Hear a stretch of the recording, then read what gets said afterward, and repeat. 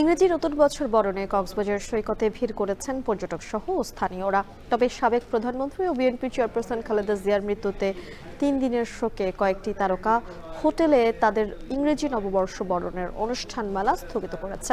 এ বিষয়ে বিস্তারিত জানাতে কক্সবাজার সৈকতের সুগন্ধা পয়েন্ট থেকে যুক্ত হচ্ছেন মন্তস বেদজ্ঞ। মন্তস, সৈকতে পর্যটক ও স্থানীয়দের ভিড় কেমন দেখছেন জানাবেন।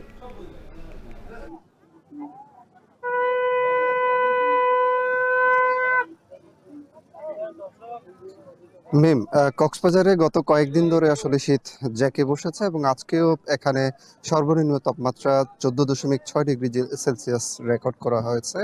এবং এই মুহূর্তে যে শীতের আবহ, সেই আবহের মাঝে আমরা দেখছি যে পর্যটকদের যে উপচে পড়া ভিড়, সেটি আজকে বিকেল থেকে আসলে লক্ষ্য করা যাচ্ছে। এবং গতকাল 31st নাইট ঘিরে কক্সবাজারে ব্যাপক পর্যটক সমাগমের যে আশাটি আসলে করা হয়েছিল, সেভাবে আসলে পর্যটক সমাগম গতকাল পর্যন্ত হয়নি। তবে আজকে বিকেল থেকে পর্যটকদের যে উপচে পড়া ভিড়, সেটি আমরা লক্ষ্য করছি এবং হোটেল রিসোর্টগুলোতে অধিকাংশ কক্ষই কিন্তু বুকিং হয়ে গিয়েছে। এবং আগামীকাল এবং পরদিন পর্যন্ত এই পর্যটকদের যে চাপ, সেটি কক্সবাজারে থাকবে বলে এখানকার যারা পর্যটন সংশ্লিষ্ট ব্যবসায়ী রয়েছেন তারা আমাদেরকে জানিয়েছেন। সব মিলিয়ে এখানে শীতের যে আবহ, সেটি কিন্তু এখানকার যে সমুদ্রের পরিবেশ, শান্ত একটি পরিবেশ, এটির পাশাপাশি এখানে ইংরেজি নববর্ষকে বরণের যে আয়োজন, সেটিকে ঘিরে পর্যটকদের এই সমাগম বলে এখানে যারা পর্যটন সংশ্লিষ্ট ব্যবসায়ী রয়েছেন তারা আমাদেরকে জানিয়েছেন। এবং আমরা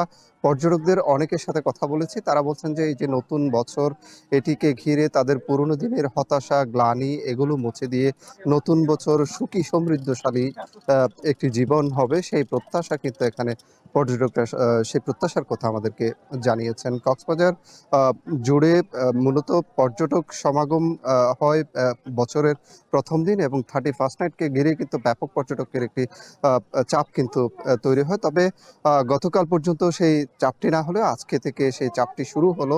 এবং এখানে যারা হোটেল ব্যবসায়ী রয়েছেন তারা বলছেন যে এখানে যে অভিজাত হোটেলগুলো, বিশেষ করে ইংরেজি নববর্ষ বরণের যে আয়োজন থাকে, সেটি এবার রাখেননি, যেহেতু সাবেক প্রধানমন্ত্রী খালেদা জিয়ার মৃত্যুর খবরের পর থেকে কিন্তু তারা এই অনুষ্ঠানগুলো বাতিল করেছে। বিশেষ করে অভিজাত হোটেলগুলোতে যে অনুষ্ঠান মালা আয়োজন করা হয়েছিল, সেই অনুষ্ঠানগুলো বাতিল করা হয়েছে বলে তারা আমাদেরকে জানিয়েছেন। তবে পর্যটকদের যে উচ্ছ্বাস, সেটি আজকে থেকে আমরা দেখছি। এখানে সৈকত ছাড়াও অন্যান্য যে পর্যটন স্পটগুলো রয়েছে, এখানকার যে ব্যবসা প্রতিষ্ঠানগুলো রয়েছে, সবখানে পর্যটকদের আমরা স্বতঃস্ফূর্ত উপস্থিতি আমরা দেখছি এবং এই কারণে ব্যবসায়ীদের মাঝে স্বস্তি রয়েছে।